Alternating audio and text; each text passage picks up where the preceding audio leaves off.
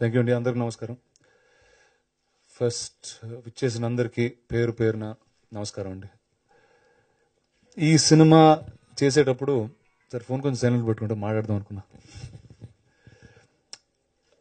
First ఇంకొక మనిషి credit ఇవ్వాలండి. అది ఈ సినిమాకి ఏ విధంగా ఆయనకి సంబంధం లేదు.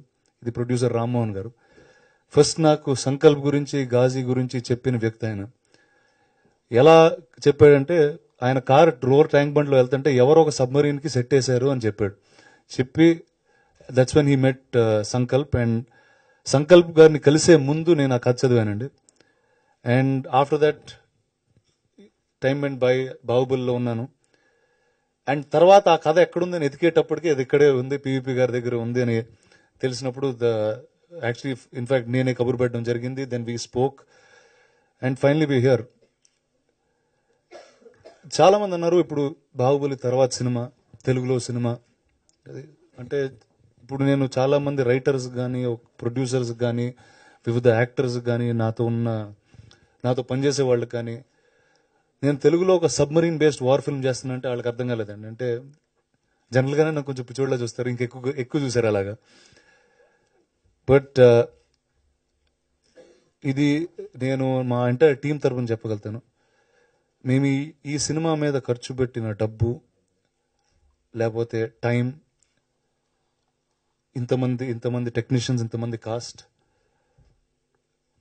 ఇదే ఒక రెగ్యులర్ కమర్షియల్ సినిమా చేస్తే it's a very easy way out. But the reason we did this film is because I felt it's a very important film to do. నాకు 32 ఏళ్ళు. నేను గత 20 ఏళ్లుగా విశాఖపట్నం వెళ్తున్నాను. ఆ సబ్మరీన్ అక్కడే ఆర్కే బీచ్ మీద ఉంది. చాలాసార్లు చిన్నప్పటి నుంచి దాని ముందు ఫోటోలు కూడా దిగాను.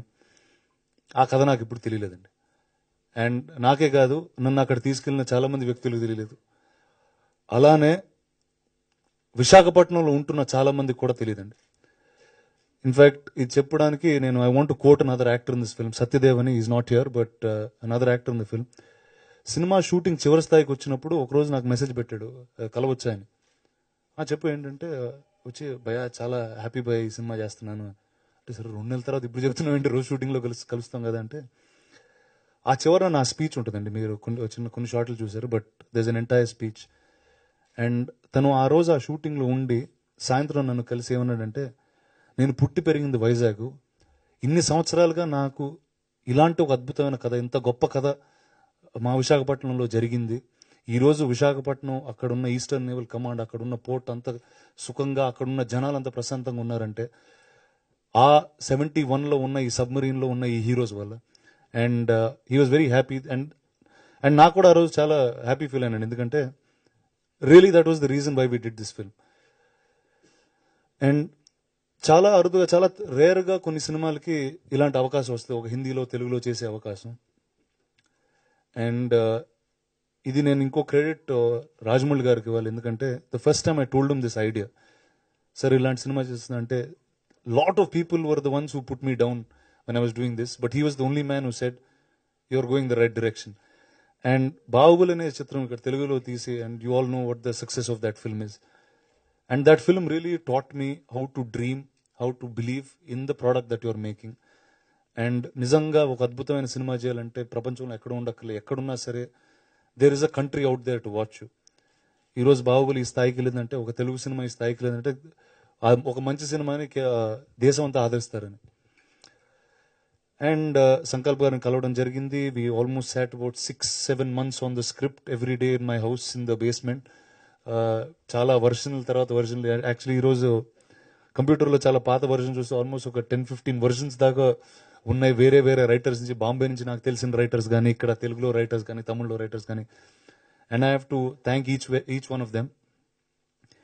దాని తర్వాత వెన్ ఇది ప్రొడక్షన్లో వెళ్తున్నప్పుడు, the first thing that Niranjan గారు కానీ, పివి గారు కానీ, everybody said the one thing that, అంటే ఇది డెఫినెట్గా ఒక అరుదైన జానర్, అంటే we can't spend as much as a regular commercial film.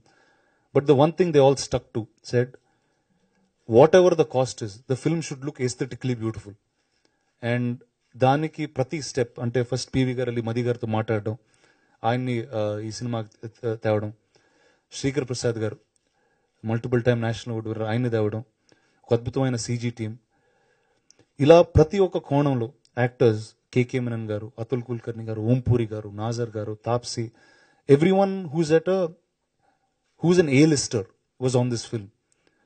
And నిజంగా ఒక క్వాలిటీ ప్రోడక్ట్ చేయడానికి అందరు వచ్చారండి. అంటే ఈ టైం, అది నేను ఫస్ట్ చెప్పినట్టు, ఈ టైం కానీ ఎనర్జీ కానీ మామూలుగా రెగ్యులర్ కమర్షియల్ ఫిల్మ్లో కూడా అందరు పెట్టొచ్చు, అదే టైం అదే ఖర్చు. But all of them came together for a film. And రైటర్స్గా ఇంకో ఇద్దరు వ్యక్తులకు నేను క్రెడిట్ అవ్వాలి. ఒకటి అతుల్ కుల్కర్ని గారికి, ఇంకోటి కేకే మెనన్ గారికి. As much as they were actors, they were also writers on this film. చాలాసార్లు మా సీన్లు చేసేటప్పుడు అతుల్ గారు ఆయన సీన్లు లేకపోయినా కూడా మేము ఆయన ఫోన్తో మాట్లాడి కరెక్షన్లు చేసి నా స్పీచ్లో పైకి కిందకి వెళ్ళి చేశారు. So that is a huge credit that I have to credit them with. దాని తర్వాత ఈ సినిమా అయిపోయిందండి, షూటింగ్ అయిపోయింది, సినిమా అయిపోయింది. ఇప్పుడు సరే ఎంత బోల్డ్గా ఎన్ని చేసాం, అంత మాట్లాడుకోవడానికి అంత బాగుంది. ఇంకా ఎవరికి చూపించలేదు cinema. The first audience of this film was, apart from all of us in the film, was Mr. Karan Johar and Anil Tadani. ఇంతకుముందు వాళ్ళ దగ్గరికి నేను బాహుబలి అని ఒక అద్భుతమైన సినిమా తీసుకెళ్ళి ఫస్ట్ టైం చూపించడం జరిగింది. దాని తర్వాత వాళ్ళు డెఫినెట్గా తెలుగు సినిమాలు ఏం జరుగుతున్నాయి, ఎలాంటి తెలుగు సినిమాలు కాన్స్టెంట్గా చూస్తున్నారు. But nothing was something that they got attracted to. వెళ్ళినప్పుడు ఇప్పుడు ఈ సినిమా నచ్చుద్దా నచ్చదా ఇలాంటి ఒక, అండ్ ఆ టైంలో ఇన్ఫాక్ట్ సీజీ చాలా తక్కువ అయింది. ఇన్ఫాక్ట్ ఫస్ట్ హాఫ్ సీజీ అయింది, సెకండ్ హాఫ్ సీజీ కూడా లేకుండా చూపించాను. అసలు సౌండే లేకుండా చూపించాను. 3 times in the film they clapped, and the first thing is they got up and they said we're doing this film. And to me that was the biggest assurance అండి. అంటే ఇప్పుడు వాళ్ళకి సినిమాతో తీసుకుని there's nothing they can say no, that's the easiest thing that they could say. వాళ్ళు తీసుకుని వాళ్ళకి నచ్చినప్పుడు, సెకండ్, ఈ సినిమాలో ఒక అద్భుతమైన వాయిస్ ఓవర్ ఉంటుందండి సినిమా బిగినింగ్లో. ఇప్పుడు మా మైండ్లో అమితాబ్ బచ్చన్ గారు ఇస్తే చాలా బాగుంటుందని అందరూ అనుకుంటాం, ఎందుకంటే that's the best voice that you can ever here. బాంబేలో చాలా మంది చెప్పారు, చిచి ఆయన చేరు ఇలాగా ఎంత బోల్డ్ మంది అడుగుతూ ఉంటారు వాయిస్ ఓవర్ అని. ఇప్పుడు ఆయన ప్రతి సినిమాకి చేసుకుంటే వెళ్తే it won't be the fact. సరే మ్యాక్సిమం ఏమంటారు, నువ్వే కదా చెప్పేది ఆయన, సరే నువ్వైతే తీసుకోగలుగుతాను, ఇట్స్ ఓకే అని చెప్పి ల్యాప్టాప్ తీసుకుని ఆయన ఇంటికి వెళ్ళి ఫస్ట్ టైం ప్రోమో చూపించానండి. చూపించిన వెంటనే ఈ సినిమాకి నేను ఏం చేయాలన్నారు. సార్ వాయిస్ ఓవర్ స్క్రిప్ట్ ఉందన్నారు. నిజంగా ఆ రోజు నా దగ్గర స్క్రిప్ట్ లేదు. నెక్స్ట్ డే ఆ స్క్రిప్ట్ తీసుకుని ఆయనకి ఈమెయిల్ చేసే టైంలోకే ఆయన సెక్రటరీ నాకు ఫోన్ చేసి స్క్రిప్ట్ వచ్చిందా, వచ్చిన వెంటనే డబ్బింగ్ థియేటర్ మేము బుక్ చేయాలన్నారు. అండ్ ఇచ్చిన 20 నిమిషాల్లో ఆయన చెప్పేశారు.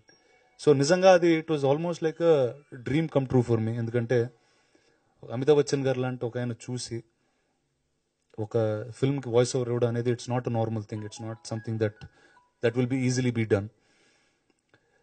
అండ్ దాని తర్వాత that's when I got the strength అండి, that this is a quality product. And with all heart everybody did this film. And YouTube lo first trailer release అయినప్పుడు within about 24 hours there were 20 million views. అది నేను ఇప్పటివరకు వినలేదండి ఆ number. నా సినిమాలు కాదు, వేరే మామూలుగా జనరల్గా వచ్చే సినిమాలు కూడా ఇన్నని ఒక స్థాయికి అది వెళ్ళింది. అంటే 2 కోట్ల వ్యూస్ అనేది ఇట్స్ మన తెలుగులో we don't even hear of those numbers. But I was very very happy with the kind of response.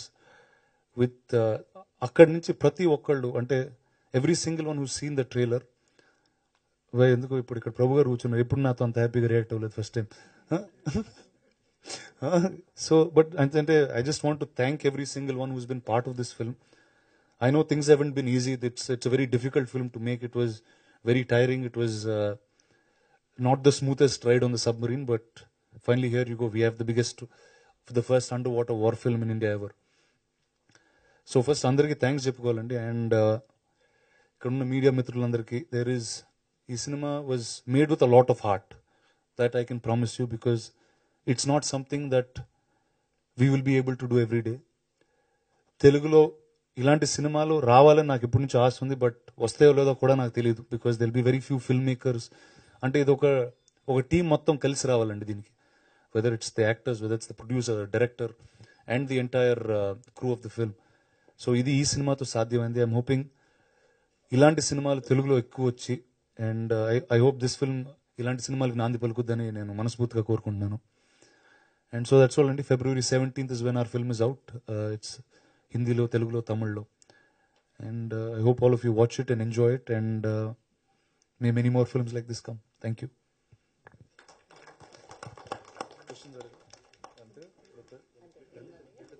So ఇప్పుడు డైరెక్ట్గా ఇప్పుడు రిలాక్స్ చేసి మనమే మాట్లాడుకుందాం. ఇప్పుడు మీరు మామూలుగా క్వశ్చన్లు అడుగుతారు, ఇక్కడ ఉన్న వాళ్ళందరూ జవాబు చెప్తారు. సో ప్లీజ్ అడగండి and we will continue talking. Sir ఇప్పుడు అయిపోయిన వెంటనే కొద్ది రోజుల్లో we just finalizing few things అండి. అది ఆ స్క్రిప్ట్ వర్జన్ అంతా అయిపోయిన తర్వాత I let you know first.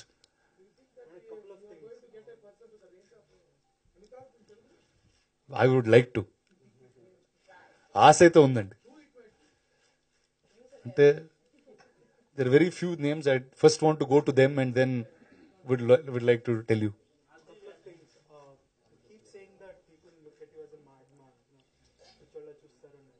అట్లాలేనా?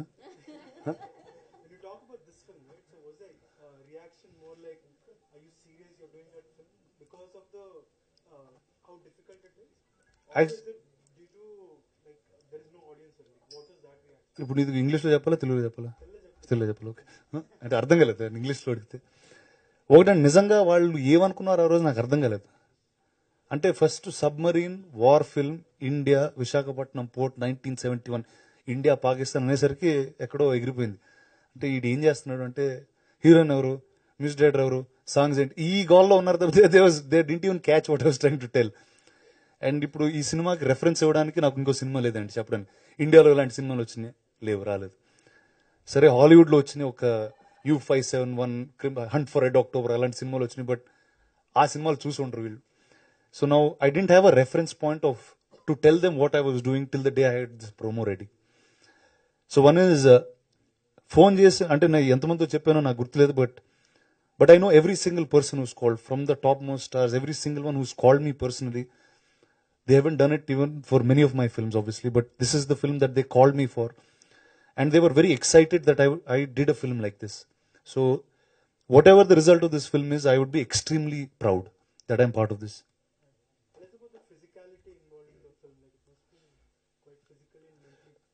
It was mentally challenging because I was shooting for a film called Bahubali before this, and I didn't look anything like that at that point. I don't know if you remember Bahubali, చూసారా?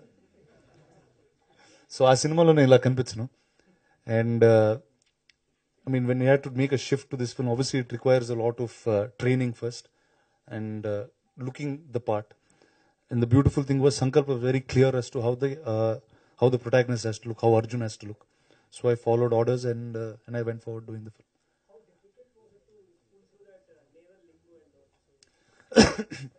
ఈ సినిమాలో dialogues రాసేటప్పుడు actually this is a conversation that Sankalp, me, Azad గారు, Niranjan, who had at Gangaraj గారు, we had at that one writing table.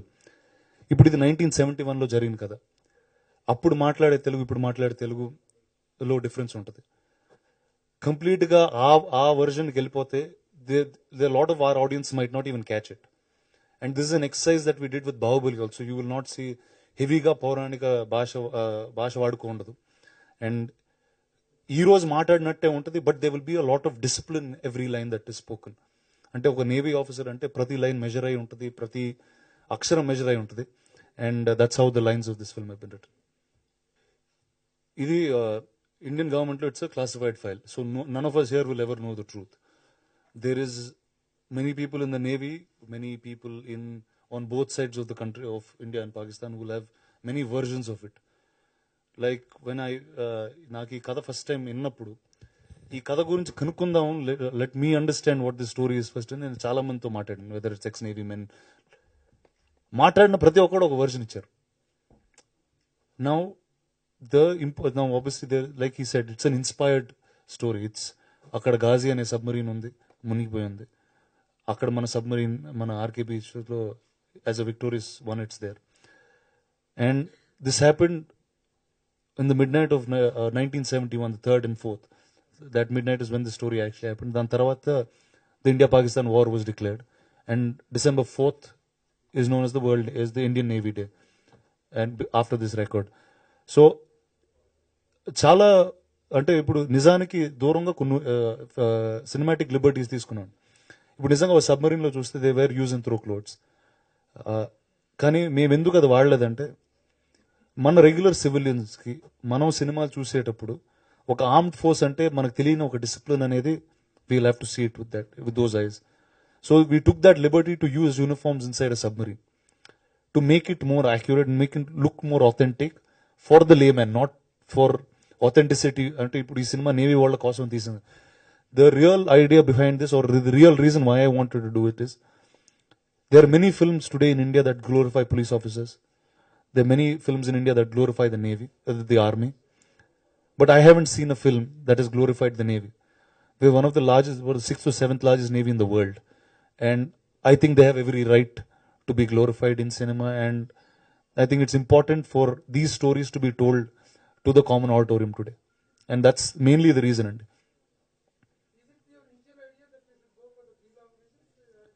ఒకటండి, అంటే ఇందాక చెప్పినట్టు చాలా తక్కువ కథలకి ఈ అవకాశం దొరుకుతుందండి.